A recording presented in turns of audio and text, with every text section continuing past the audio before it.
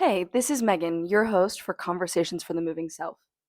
Conversations for the Moving Self is for anyone who's passionate about movement and wants to take this for a long journey in their life. I know what it's like to be told that this isn't possible, but there is so much proof out there of all the different pathways that you can take, and one of them I'm sure aligns with you. And through these amazing practitioners and artists that I have met over the years, I'm here to share all of their knowledge and expertise of how we can work together to make this life a reality. So stay tuned, keep listening as we dive into these incredible stories of movement and well-being practitioners around the world, reminding us that this reality is possible.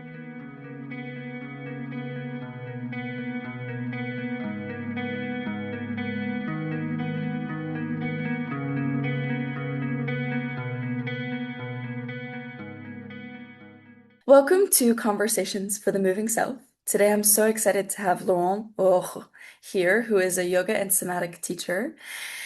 We had the chance of briefly meeting virtually through the Yoga Haven teacher training that I did as a yoga teacher, the RYT 200 hours, but more recently connected through a dear friend, Summer Jupp, who also works on arcs-based well-being and connected me to Laurent through this scenario. And I'm super excited to have Laurent here.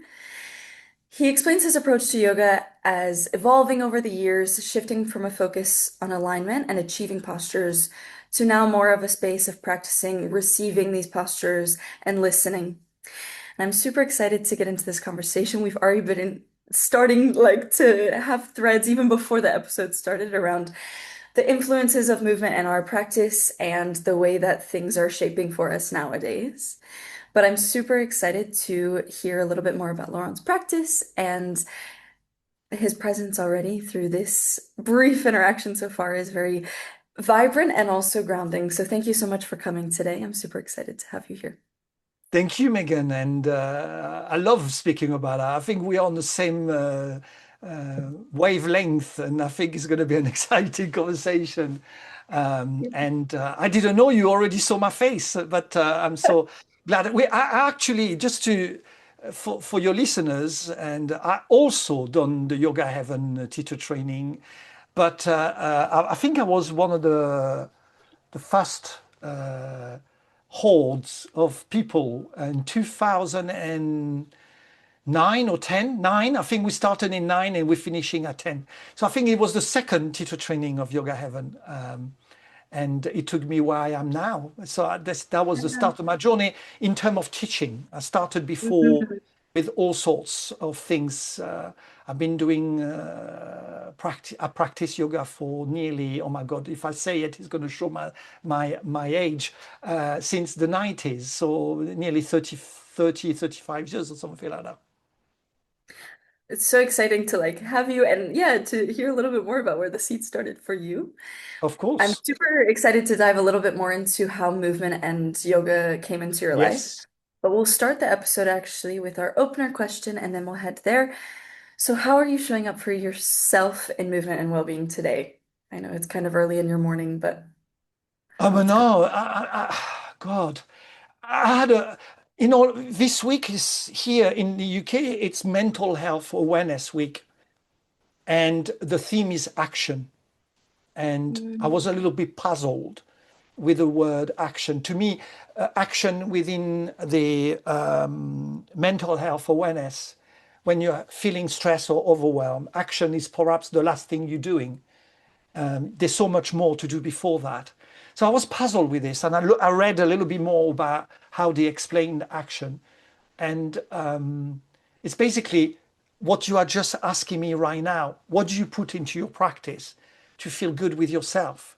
The action of doing things which is suit you in this moment in time.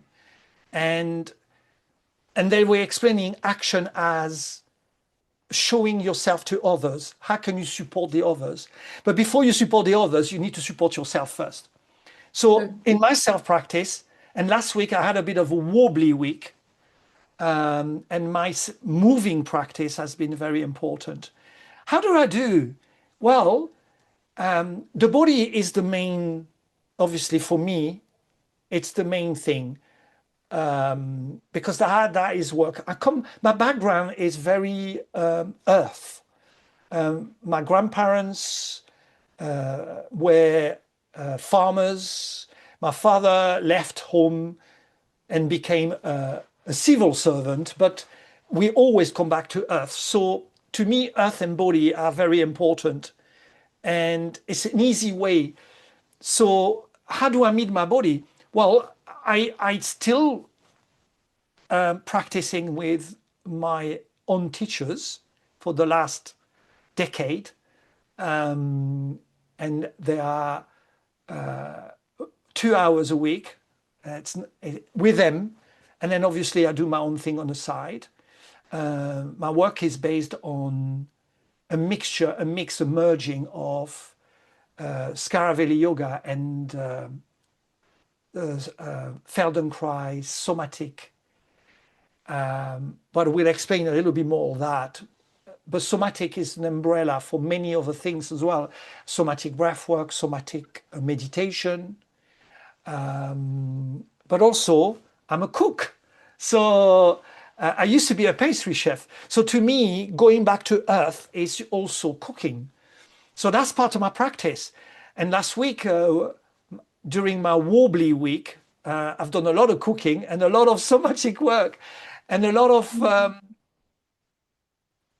sometimes I need help as well. So I'm going to see somebody else. And my favorite practices are, or therapists, are cranial-sacral therapists and fascial therapists. In fact, I'm lucky. I've got one guy which is doing both on me. And I spent 2 hours last week meeting the body in a more subtle way. So cranial sacral is through the fluid of your body, and fascial is through the elasticity of your body and the soft tissues, connective tissues, which also carry fluidity. So it works really well together. So when you put all this, for me, when I put all this together, then I have a bubble of practices which support me from different directions. And I think this is what we should all be doing. We should look to what is serving me in this moment in time. So that is how I practice. Of course, I'm doing a lot of yoga, and because I'm teaching, I'm always in studios, and the yoga hasn't disappeared, and in fact has evolved a little bit with all the rest that I'm doing. So my movement and well-being practice is based in senses, tasting, smelling, feeling, and moving. So generally, I pick and choose. Gardening now, because I have got a massive balcony, a new balcony. So I fell in love with plants, and I even name my plants as well. So I love it. But I think you speak around something really, it was really powerful to me as you were speaking, and especially when you described the support from all directions, I had like a visual in my mind of like almost, yeah, holding up ourselves from different directions. And that yes, I think sometimes it can feel easy when you're like navigating through something alone, for it to feel like, especially in this current state of the yes, world, that there's like yes, a right and a wrong way to go about it, or that certain things equal wellness and other things don't. And I think your description of how your week was last week, or like the practices that were involved in that for you, made me feel like, uh, yeah, just reminded of how bit like even as you were speaking, I felt I could imagine how those practices felt as you were doing them. And yeah. yeah, this importance of it being what do I need right now, and almost like you have a menu and you can pick and choose from the different Yes. skills, You know tools. what? When I teach my trainings, breathwork trainings, I this is why I'm offering to people a bunch of practices, and the method it still exists, but it's not the important one. You said it exactly. Pick and choose. It's like creating a new dish, or or creating a new dish based on an existing classical dish. Making a lemon tart, but with the different ingredients. And Mm, and every week those ingredients change because mm, one week you're going to be in that state, another week. So some weeks I will be. Last week I needed body based, so I had Ewan working on me. I had my somatic practice. I had my pedicure. You know, but I'm doing it myself. I'm not paying that money. But just touching your feet. And you, Megan, you know what feet are important. You're a dancer. And so yeah, touching your feet, cleaning your feet, rubbing your feet, massaging your feet. It was amazing. Letting your feet soaking in hot water, full of salt. yeah. Amazing. So all these things together created a support. Mm, And I used to do that during the COVID as well. During COVID, that's how I started building yeah. these different elements. There's something here, like I feel like this is a this time period for yeah, because of the circumstances we were in, it gave a lot of people the chance to really dig into what are the things that I can do for myself and what are the things that feel really relevant. Yes. But then equally, like when you were just speaking around the feet, it made me giggle because this morning I was teaching a gentle yoga class and I was like, I need to give myself a little bit of something today. Yeah. And I think it only needs to be feet focused, like, and Yeah. that thing, like, it's the starting point of It where is. we're standing for, like, most of our interaction with the earth is through this. Feet, earth.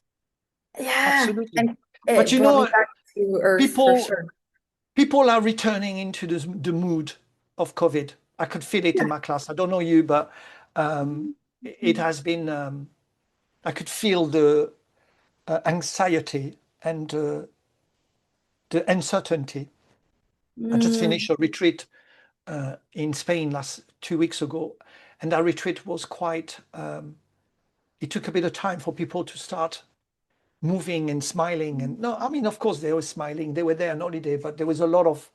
They needed a lot of support, and the work, the somatic work, was massively important here because it was then that I needed to bring this to them, for them meeting the body as a safe place, as a place of returning to when they needed to, mm, trying to disconnect from this, the brain. Um, and at the moment, this is, we are back in, not completely, but, I feel the COVID mood is back a little bit. yeah, yeah. It's interesting. I'm living in Mauritius for a year, but it's my first year living on the in the Southern Hemisphere, and my roommates also, it's their first year living in the Southern Hemisphere. And we're heading into winter here, but it's winter on an island, so it's still like it's Yeah, still come warm. on.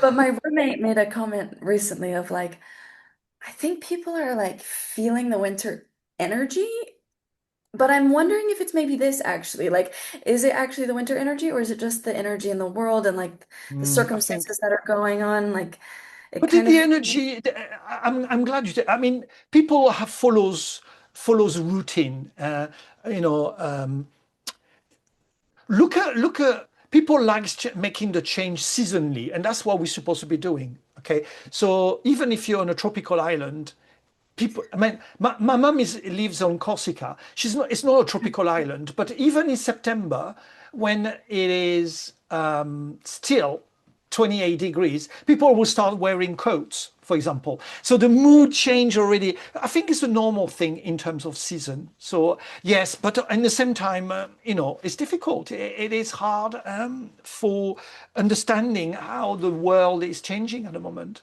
Very difficult. definitely, definitely. Which I guess brings me to the line of thought around what role movement plays in our lives and Yeah. where yoga and movement practices kind of came into your life originally.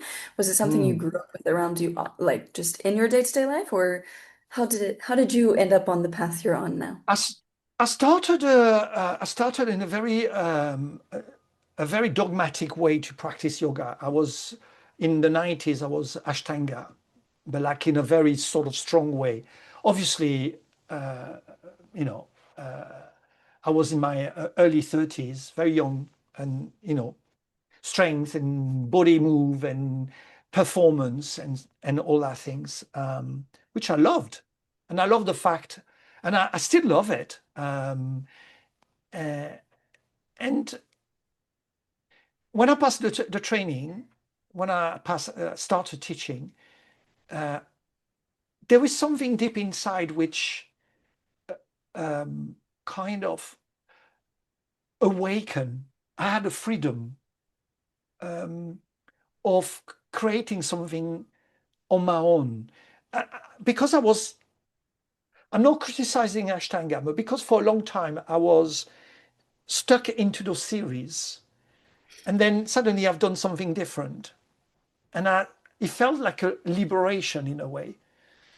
And, I love what Ashtanga brought me, but there was a need of an evolution. And when I passed the training with Ali, Yoga Heaven, at the end of that, doors were opened to test different things. And for some reason, I will always remember during my training, we were speaking about a different style of yoga, and Scaravelli came up. And just the name itself just kind of was like, oh, what's that? And I started Mm. looking into it. And in London, Scaravelli was not a big thing. There was a few people doing it. But people who are directly taught by Vanda Scaravelli, there were no many. But there was an approach, and also there was a way for people to express themselves through the voice of Vanda Scaravelli. And I'm speaking, for example, someone which really highly influenced me, a gentleman called John Stirk, and is an osteopath, meaning a very body work based person. And the way he taught yoga at the time, because it completely changed nowadays. I'm still seeing John, and I've been working with him for nearly 20 years. Mm. They, it comes from you know what came up from this practice with him? Sensing yourself, listening yourself, being with yourself, opening Mm. up to things to receive. That is where it come from. Never mind the method, never mind Scaravelli, never mind Somatic. Just being with John was a liberation again. So if you want my step from yoga to somatic work was thread overlapping each other, trying and going into different directions, working with people deeply into Scaravelli, like Sue Sarin as well, which I was doing prior work with her for a long time in North London, because there was no one really teaching Scaravelli. And Scaravelli, it's a practice that you receive from a teacher on a private position. There's not really any kind of teacher training. In fact, Scaravelli detests the idea of having what you call it, a teacher training. She preferred a one-to-one Mm. approach. She refused for many years. And luckily, I met my current teacher, which I've been with her for 10 years. And she's a direct person who learned from Scaravelli. She learned with Vanda Scaravelli in the young years for nearly 15 years. So it's such an honor to receive a teaching directly from someone like this. Now, Sandra teach parallel with Michal Havkin, which is a Feldenkrais teacher. Mm. And basically, the two methods just blend absolutely beautifully because they speak about the same thing. They speak about a sensorial experience. They speak about receiving experience. They speak about expressing experience. They speak Mm. about waiting, patience, breath experience, but not in a technical way, in a spontaneous way.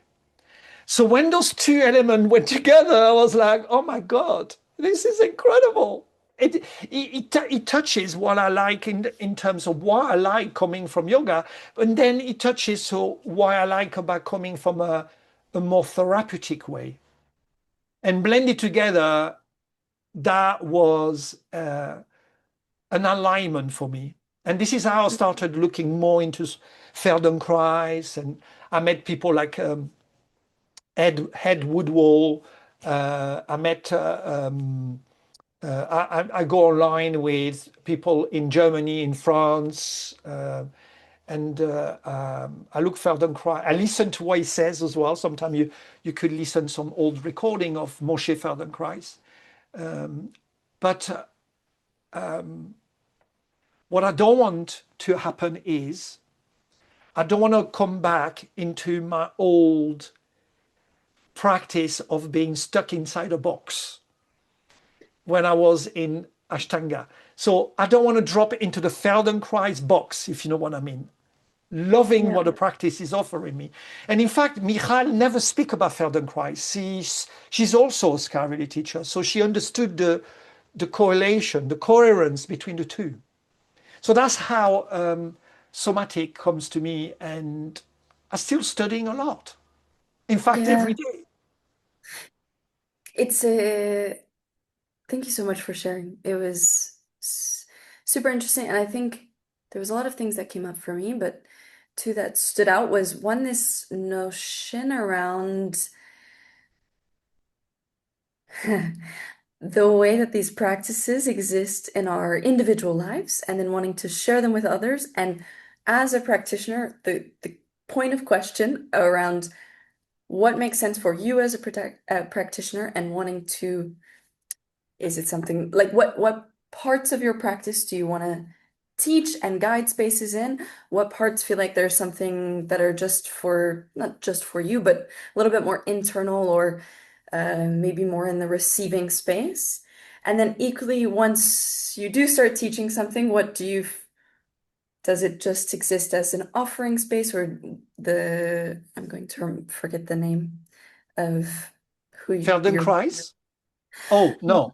the person you trained with for the Scaravelli method. John Stirk? Yeah. Sandra Sabatini? Sandra. I was like, there's Sandra. more.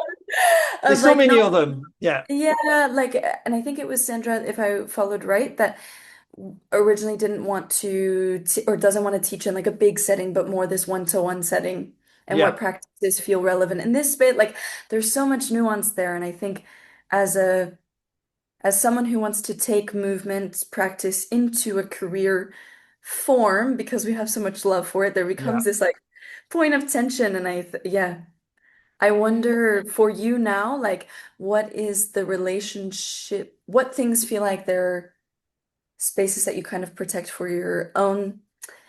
Laurent, this is my practice in my Yeah. world, and then these are the practices that I work more outwards with, and What how is have it? you worked there? There are depth on everything, and there's a depth in somatic work. And I cannot offer things that I find so exciting. Also, as a somatic nerd, there's a lot of things that I can't offer to people. They will be not interested in this. What you need to offer to people is the basic understanding of what somatic movement, Feldenkrais movement, mind body centering method, somatic yoga by Thomas Hanna. They're all speaking about the same thing. In terms of somatic, there's also massage roll thing, there's Alexander technique, there's you as a dancer, I'm sure you heard about it. There's the balance method and Bartchenev as well. What do you keep and what you offer? What do you keep? So what I keep for myself is the more in depth. And what I offer to people is the simplicity of that depth. Because even in Yeah. that simplicity, there's so much value. That value is coming from what I heard in the class before from my student, what resonated for them. So it's not me who's deciding. So I start very simply offering something which I experience in depth myself. And that is for me. And I test. So this is something I do quite often. I teach somatic work all week, Monday to Saturday. On Monday, I try with something simple. On Tuesday, I do something, I add something to it. Same theme. There's a theme every week. And then the day Mhm. after that, I'm testing something else with a different cueing. Same thing, but with a different cueing. And then by the end of the week, the class, everybody's going to come at the end of the week. At the end of the week, the people receive the fruit of all that. Okay. And it's kind of, Mhm. but I didn't give everything. I can't give everything. It's like a lot of teachers said to me, Laurent, why don't you create a somatic teacher training? And I'm like, oh my God, what shall I teach? There's so much to teach onto that. Yeah. And you bring up something really interesting around, like, I've been having this conversation a lot with some fellow dancer friends who are teaching, we're all teaching contemporary dance. And for listeners who are not dancers, contemporary dance is maybe one of the spaces where there's a little bit more freedom in what you get to teach, which is really exciting. But then some people get really overwhelmed with that freedom. And we've been having a lot of conversations in my circle recently around how much teaching is a two-way thing. And that yes, there is training and there is planning and clear intentions that go into the preparation ahead of teaching, but then at the same time, like half the time that has to go out the door in order to fully support the people in the space. And what you were just speaking around the building as well, I was having a conversation with a student recently who works with a teacher, a yoga teacher who's a friend of mine. And she was commenting on the excitement of being able to attend this practitioner's classes multiple times through the week and see the class evolve. And she was like, I kind of feel like I actually understand it more when I attend the Monday class as well as the Wednesday class and the Friday class, not just because I did it 3 times, but because I saw it develop somehow through her. She has a Yeah. similar structure of like keeping a theme for the week, but there's like nuance across every class. And then you drop in the middle of the week, you drop a breath work class because the Yeah. breath is always there and people tend to forget. And then you need to let people stop and integrate the work with, I don't know, a Nidra class. I go a midweek reset class, for example, which where people should just digest what they learned the days before or even the months before, because some people have different speed to integrate somatically, meaning with the body, the work that they're experiencing. You know, it's what it's difficult for me to answer the question about what do you keep and what you offer. But what I can explain is I am giving what I'm learning deeply and I give it a skeletal. And then that skeletal develop into something different through the week. So simplicity, it's what I'm offering to people. But I'm not losing the essence of what I want to teach. And I love themes. I do themes all the time. And some themes works better than others, but it's important to bring something that people understand. Because I find sometimes um, some of the method in somatic work tend to be a little too conceptual. And they go into, I understand what they're trying to reach, because what we are trying to revisit with somatic, it's a knowledge of ourselves or a return to what we knew within the first year or second year of our lives as a child. Yeah. You know, when you're falling on your bottom, trying to walk. and you were not crying, except if you were very sensitive. But this is a learning process. I think we stop learning about ourselves. We are conditioned by many things, and I'm not going to name them again because it's going to be the usual stuff. We know what's really meeting ourselves nowadays. It's going to be cliche, but we have stopped learning about ourselves. And this is what I love about all these body-based practices and movement. And now I looked at you on your Instagram account, and I love the way you move. I love the way you were expressing yourself and trying this. And I want to do it with you. I was like, oh my God, I'm going to dance with Megan. Um, it's Can we become more interested and curious? And this is what somatic work does. It teases your brain to be more curious. And hopefully, sometimes you see in a mat, you see people, and it's funny because I say that all the time to them. In a 90 minutes class, the first half an hour, everybody is like that, stick. They're conscious of themselves. They don't want to move. Okay, Laurent told me to roll the head. Laurent told me to lift the arm. And then I continue, I repeat. And within the second, third, and you start looking at people becoming more, it's like they're melting on the ground. You start seeing that. And on the third part of the class, you start feeling people are learning. They're expressing themselves more. So there's these stages in a class in somatic. And the method, and I hate the word the method, shouldn't be restricted, shouldn't be stopping people to become like this.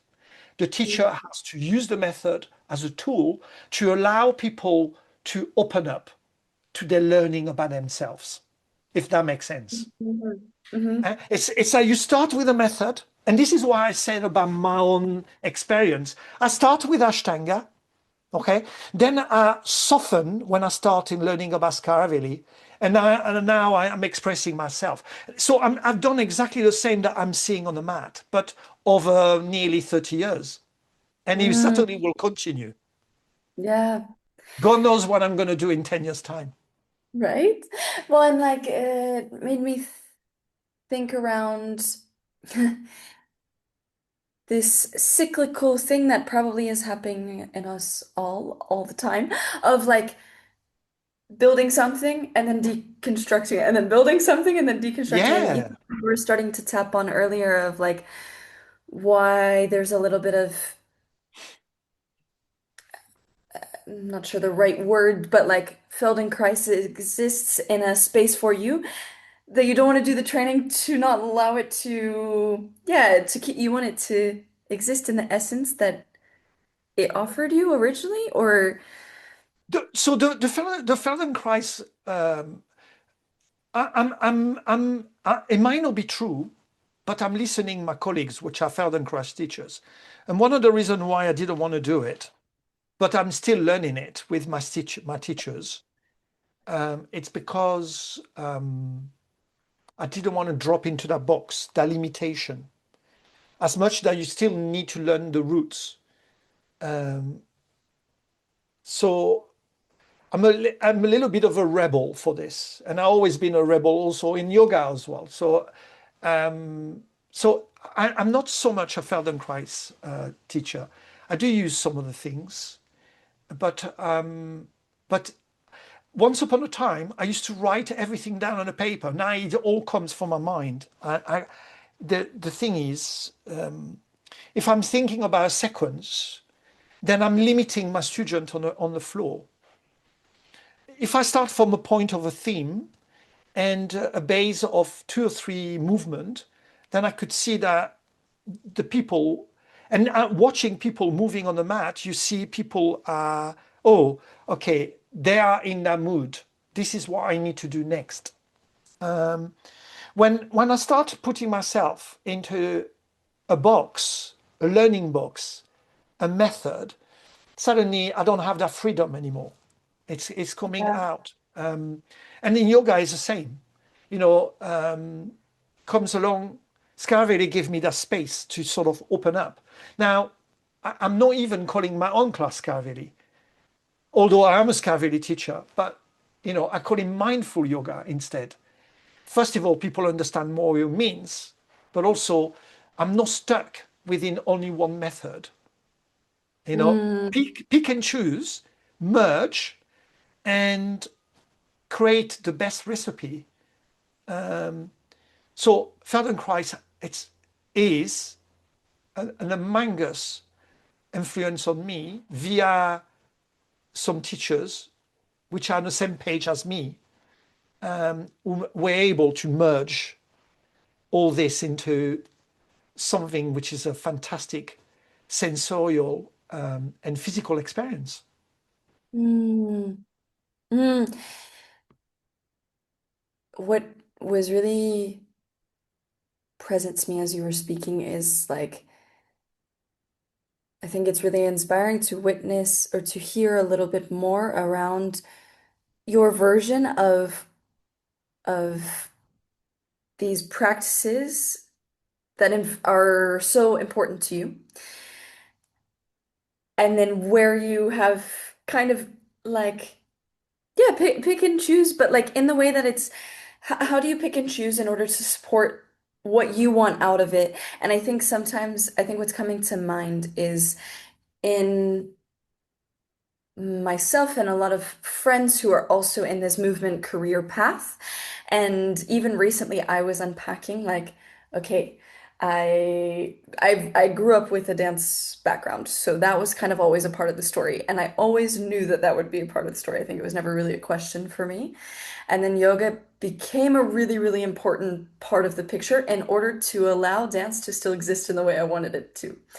And they became very like non-negotiable. There was a non-negotiable relationship. They always have to exist together. And then a couple of years ago, I made the choice to do the training with Yoga Haven. And like, yeah, a friend of mine was having a conversation with me around she's interested in doing a yoga teacher training, but is a dancer as well. And like, what does it mean? Like, what do all these choices lead to next? And where do they liberate us versus put us in boxes, depending on what you want from it? And I think, yeah, it can be something that I think feels sometimes like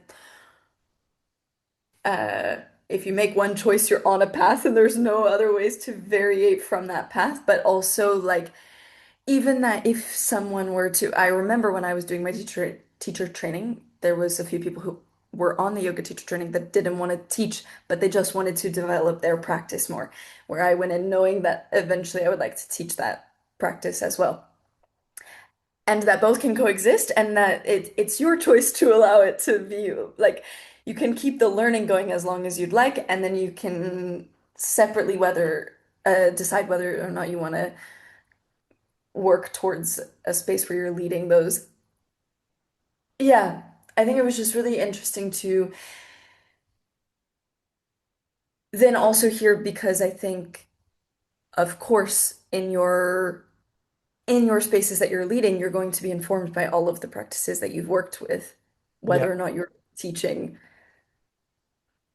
the class title of the Feldenkrais method or whatever method it is that we're speaking on in that moment. The thing is, my most important, I have always difficulty when I start working with a yoga studio or with a space to name my classes, because the yoga studio will want to have a very specific name: Vinyasa, Hatha, Scaravelli. And I'm trying to convince them that the only way is to name a class or name what the practice is going to be. It's by meeting the person who's going to come. So, for example, mindful yoga, for example, has always been the best name for me because it means what it means. It's a yoga which is going to make you feel present with yourself, basically. You're going to move slowly and gently, etc., etc. Okay. And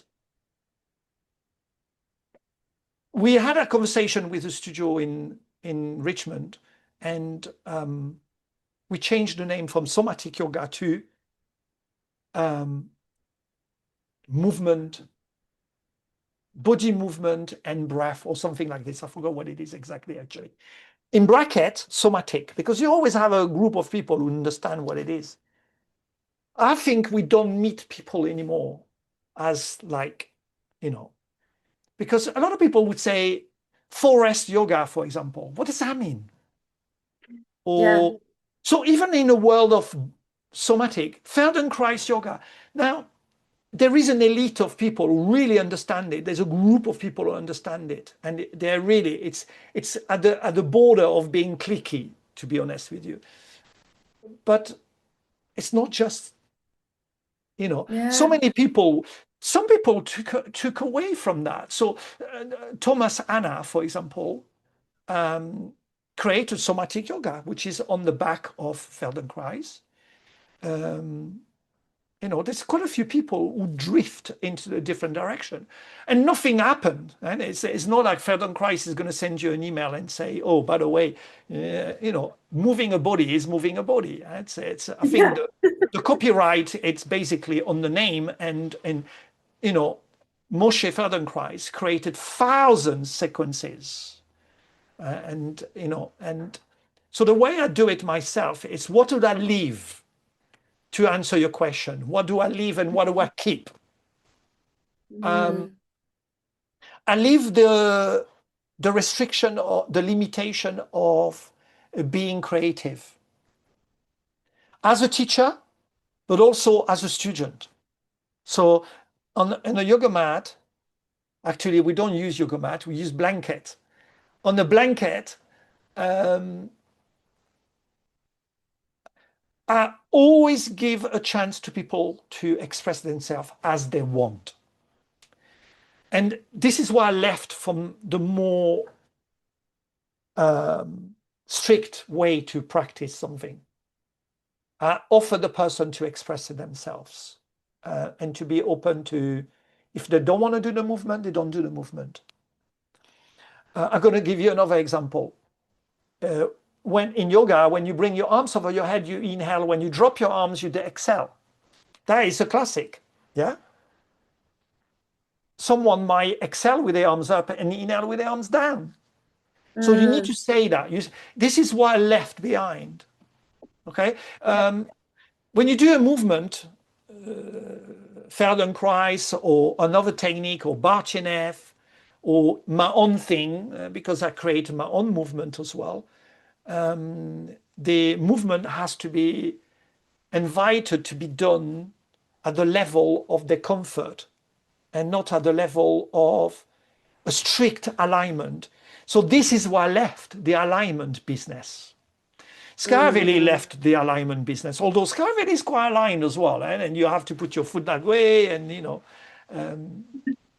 Sandra does shout at me sometimes. So I'm too free, but this is what I leave behind. I want to leave behind. You must do that because this is what you're going to receive.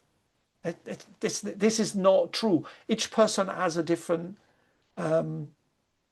experience, have a different day, have a different pain, has a different mindset, has a different breath, Mm. has a different emotion. Okay. So depending on that, stop the alignment, which is going to restrict you. Practice and move. Although sometimes the alignment is useful for the beginner. Don't get me Mm. wrong. I don't want to kill all the Yes. sort of, the methodology of the technique. You have to learn somewhere. But Yeah. what I left, it's you must do that. Instead, I said, try this. Be aware of your body moving if you do this. Sense the breath in that direction instead of that direction. Try. If he works for you, great. If it doesn't work for you, go somewhere else. So Mm. it's a very nervous system sensitivity. It's very Yeah. much based on that. the allowance of people doing things that they really want and know what they must be doing based on the method. Mm. Based. Mhm. Feldenkrais is pretty inviting as well. Huh? And there's some amazing things which, you could transform your body after a few repetitions. But sometimes I feel restricted. Feldenkrais is a teaser as well, and I love that. So it asks, I think, the method, not just Feldenkrais, but the somatic work, supposed to be allowing your mind to be an observer and an explorer, and to experience your body in a different way, so that your nervous system learn from this, basically. Okay, and sometimes there is some technique in breathing technique, for example, which are completely against the grain of what you learn in pranayama or anything, which are quite rock and roll. And, and it make you think, it make you feel your body differently. So there is an experiential, there's a part of it which is about searching and studying and learning and researching. Now, himself, the reason why he created this method is because he had an injury, a football, and his doctors was basically putting him on a wheelchair, and he completely refused this. He completely went against this, and basically because he himself was a scientist, he decided to experience the practice of movement, even within his pain, even within his resistance. So he allowed himself, and this is why I teach you people, allow yourself to move, even if you have a frozen shoulder, or if you have a lower back issue, or if you have a bad hip. Allow yourself to move only in the window of tolerance. And Mm. that window of tolerance starts spreading open. And then new things is coming. Movement comes more, bigger and bigger. And this is how people get better. It is not a therapy. We must be very careful with that. It is a new way to see the body moves for supporting healing and restoration, basically. Mm. This is why I let behind from all method, yoga and even somatic, because sometimes the somatic, they need to sell the product. So obviously they need to create a method, okay, Yeah. which is fine. It's not a problem. But I left this and I'm experiencing and letting people experience. And the teachers need to offer a voice which is supportive and inspiring and empowering, basically. That's why I left. That And I the kept. word empowering kept coming to mind as you were speaking, and like an invitation for the students in your space, that the aim is around inviting them, empowering them, guiding them. Maybe it's related to, and I might be putting words in your mouth, so very much tell me if I'm wrong. But like I feel as you're speaking, there's a lot of you have been liberated by these practices and then wanting to share that same Yes. experience with your students. Absolutely. Oh, well done. Absolutely, Megan. I think it's, yes. I'm excited. I'm always excited teaching a class. Yeah. I'm not going to my class with, "Oh, God, I need to teach this to make that money." I'm going because when I finish the class, people comes to me and like, wow. Or I see them drifting at home without speaking. They are in a space. And then 2 weeks after, they say, "Oh my God." And the thing which comes up the most is, "I never slept so well after your class and the night after your class." Mm. Um, you know, um, or people which are suffering. At the moment, I'm doing a somatic recording for a new French app for menopause. And also another one I will do later in the summer, which is about people who just had a heart attack, cardiovascular, and when Mm. they are in bed already still. and they're recovering. So we're going to do some recording for those people there. So, you know, because the experience I had in the past is like people say, I was doing those mini movement with my fingers. I was doing this mini movement with my jaw and my eyes. I was doing some mini movement with my toes, but I did never realize how powerful they were for feeling, meeting my nervous system and regulating it. Mm, this, there's something, and this is kind of a tangent question, but as you were speaking earlier around using blankets instead of yoga mats, Oh yeah, or instead of mats in general, my first question is like, do you do that even in a yoga studio space when you're yeah. teaching these classes? And then second, The reason of that, number one, during the practice, there's a lot of sleepy feet and arms, and so sticky mat is a big no-no. And also, ideally, we should be, and you as a dancer, you certainly do that. You know, as a contemporary dancer, you don't need a mat. You're going to be fixed into the mat. You're going to be surrounded of edges. So as wide as possible. So yeah, big blanket open to spread across, okay, to move, because to that's roll. actually, yeah, I noted like I notice in myself when I'm teaching in yoga spaces. When I'm teaching, I really don't love having my mat actually. Yeah. But when I'm teaching, when I'm doing my own yoga practice, now like there's something around like the the routine of having a mat and it is then my yoga space and it's a kind of bookmark and I think especially when I'm practicing at home in my like in my house, it then somehow allows me to tune into the mat. But at the beginning, especially like I rewind back to when I first found yoga, I found it super limiting. And I had a student ask me last week, she attended a gentle yoga class, and she asked me, do I have to use a mat? And I was like, no. Like, if it limits you, like it takes away the point of it. If it's, But you know, if you think about it, Megan, the yoga mat, it's a representation of what we've been speaking about the entire podcast. The yeah. yoga mat is a representation of method and dogmatic method, Mm, meaning this is the direction you need to go, this is the way you need to spread your feet, which is fine. Again, I want to repeat, I'm not here to criticize because I do practice this too. But if you think about it, this rectangular, yeah, I'm trying to remember in the UK, it was an Iyengar teacher which brought it in the UK and in the 1950s, so in the 1950s and 60s in London. If I'm right, I hope I'm not giving the wrong, but I think it is. And you know, Iyengar needs that.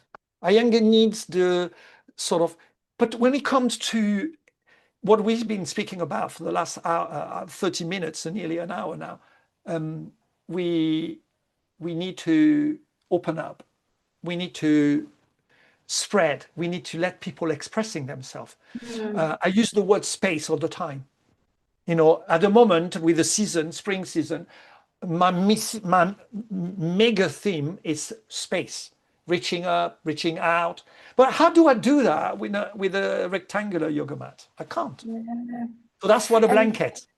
yeah, yeah, like it brought up a thought in me around like, okay, what as a practitioner, when someone is in whatever practice it is, as someone guiding a space, what are the tools that empower your students to access the thing that you're asking them to access? And then like that allows them to make those to start to make those connections of like, okay, it's not always about to make those connections to the circumstances or situations you were speaking around of if someone's bedbound or if someone's maybe working with some sort of limitation physically at the time, like then how can they still access these benefits and these uh, discoveries that they've found in movement spaces, but when it doesn't Well, always look the exact same. they have to follow a protocol. This is Yeah, perhaps that's basically more or less the stricter things that you have in yeah. those methods. You have to follow protocol. Number one, the protocol is you need to develop a mind of an observer. We already spoke about that. Okay. And the second thing is when you move, you need to move very slowly. Okay. And, I look in my class and people do the movement of the head, blah, blah, blah, I'm just like, come on, guys, go slowly. But you need to explain why. You need to move slowly so the mind is able to see what's happening in the body or around the body. Yeah. Mm. The other thing, the other protocol, part of the protocol is moving within your comfort zone. So you never try to go, if you have a frozen shoulder and or a lower back issue. Now, what do we do when we go lower back? We go on the sofa and watch Netflix for an entire week to try thinking the lower back is going to repair itself. No, you need to move it to get the tissues softening and learning how and when to move. And pain is here for a reason. It's giving you a warning, but it's still to reduce this pain. Somatic work is perfect because it does create a sense of safety within the comfort zone. And within the comfort zone, I always say, the only way to grow is to stay in your comfort zone to start with.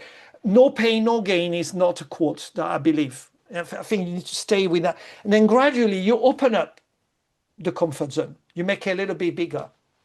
So the protocol, it's mind observing, moving slowly, ease, meaning working in your comfort zone, stopping before you feel pain or discomfort. This is a warning that you went too far. And learning how to rest. Mm. This is integration. You stop. Hmm. And your nervous system is learning. Because what we are doing is we're creating pathways between brain and body. So if I have Hmm. a frozen shoulder, my frozen shoulder disappeared. It's numb. So when I move it a little bit, my nervous system is taking messages, sending to the brain. And the brain is taking those messages and say, oh, okay, this is safe. The shoulder can move a little bit more. Hmm. This is how it works. I mean, this is the simplest explanation. But Hmm. it's based on the nervous system. Nervous system is taking information, sending it to the brain. The brain recognize what your body should be doing or not doing for the moment. And then there's a moment when you go a little bit outside your comfort zone, you're trying. And if it works, up the comfort zone just become a little bigger. And then you can move a little bit more. And then that's how it works. That's how it Yeah. works. It's interoception and proprioception. It's a perception of yourself Hmm. internally and externally working through the nervous system and your brain. Mm. So that is the tools that people should be following. And when you're in bed and you're not, well, you start, like I said, someone who can't move in bed, you make them do work with the extremities, with the mouth, with the jaw, with the eyes, with the fingertips, with the toes, with the ankles, with the wrists, whatever a place of the body is can move. And that is registered by your nervous system and your brain. And the healing process, it's supported, I repeat, it's not therapy, it's supported by that deep body connection and that breath connection as well. That's how it Hmm. works. Like, as you were speaking, I just kept thinking about holistic approaches and like that it's Yes, well-rounded. Like, you need to approach something from all sides. And it brought me back to our the first thing we were speaking about around in terms of supporting your own movement and well-being practice. Like, that you have to come at it from all angles. Like, if we do one thing, it feels like very cliche, but like if you do too much of one thing, that's when it yes. becomes not helpful anymore. Well, It the feels like body, the body is super intelligent. If you do something too much, it's going to give you a warning. Like, for example, stretching. In somatic, we don't stretch. We got a mm, beautiful name called pandiculation. mm. Ah, pandiculation. Look online. Okay. Pandi, Culataion, pandiculation.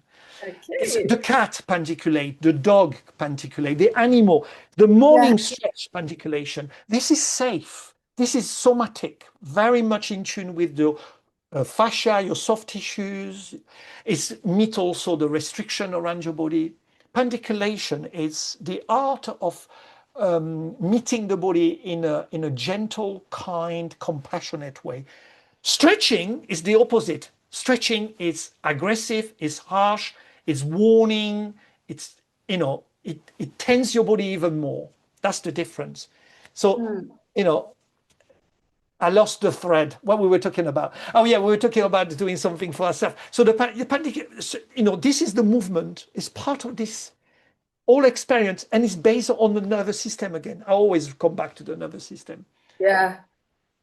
It's a huge, conversation. yeah. I was like, I can't even find the word to summarize Conversation it. for moving So self. huge. Exactly. Um, yeah, wow, it's so interesting to me, and every time I'm like speaking with somebody who works in the somatic world, I think I fall in this world sometimes, but I have so much to Why learn, and I don't just you? I feel mean, you got Megan, you got all the elements. You're a dancer. One of your, dancer loves this work because it takes them away a little bit from the expressive. You take them yeah, inwards a little bit, and dancers need this. You know that. You need, the internal. Barchenev, Laban, yeah, yeah, yeah, Laban, yeah, Laban created his method, somatic method, so that the dancer is able to express itself based from the ground and based from the space around. yeah. But we have to start from internal movement first. I'm teaching a retreat in Greece in a few weeks' time, and I invited a Barchinev teacher to come with me, and we're going to speak about fluidity in movement, Mm, and I love this practice. So it takes the dancer a little bit more internally. yeah, And then suddenly, boom, there's this big expression coming from the center. I love that. yeah, yeah, The Feldenkrais, it does the same, but a little bit more um, cautiously. yeah, yeah. Bachenev is a fantastic. I can't wait to learn Mm. with Pauline. Yeah, exciting. Yeah, no, I need to get into like more of You these should. classes. And You should. I I definitely think there's like this constant pull in me. And I know some dancers fall more in like they start to over time notice that actually this is I'm maybe if I find myself more in these somatic spaces, or they're like I don't care and they go more towards Yes. like some So the high. Feldenkrais attract a lot of dancers and a lot of actors. Yeah, yeah, yeah. This I feel like I have a lot of friends at the minute who are actors and interested in it as well. And I Yeah. think when I look back, like I definitely think yoga at the beginning was offering me this space of like slowing down and going more internal and being on the ground a little bit more. And it was at a similar time to my Yeah. first exposure to like floor work as a contemporary dancer and being on the floor more. And I'm like, now I can trace back there's some sort of Create interest. your method. I'm coming. Yeah. You got me as a student. But no, thank you so much for sharing. I am aware of our time, so I'd like to shift Yes. into the closing question, which we've kind of already been dancing around a little bit, and it could be a whole nother episode probably in itself. But the previous guest asked, what's a common practice or habit in your field that you think shouldn't be done the way that it is, and why? Okay. So I've got one of my favorite quote from a philosopher and writer, um, Friedrich. Excuse my German. Friedrich Nietzsche, which is a philosopher, and he used to say, I wrote it on the paper so I'll remember. You have your way. I have my way. As for the right way, the correct way, and the only way, it does not exist. Boom. Mm. Which means basically there's no one way. And you come back to all what we said during this practice, this conversation. You see, I take your conversation as a practice. Uh, I am not, if I have to speak to my trainees, I will let them express themselves. I will let them learn the basis and the foundation, of course, but then I will let them spread.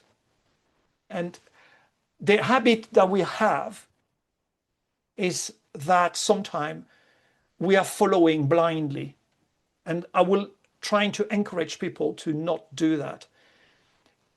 Based from a very strong foundation, of course, like I did. I had to have my foundation. Maybe trying to express themselves. Trying to move a little bit away from methodology. I'm going to make a lot of enemies here, but I don't care. And the body needs to be free. The breath needs to be free. And our expression needs to be free. And like Nietzsche said, there's not only one way. Every person will do something slightly different, but based from a strong foundation. So in my field, I would like people to be a little bit more independent and individual. And of course, something I'm going to say, sometimes when people are too independent, too free, then we lose the foundation. We need to keep our roots anchored to the ground, feet on the ground. When we're talking about feet on the ground. But also, we might lose safety and efficiency. So you have to create a balance between all this. When you teach something that you want to express coming from you, you need to keep your feet on the ground, your roots, your foundation. Remember what you learn yourself beyond that, before.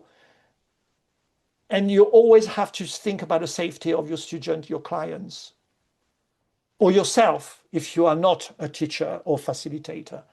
So if you want to try to move this way, and you need to keep your feet on the ground. You need to bring the attention to being in that comfort zone. We're coming back to Yeah. it. I hope that answered your Mm, question.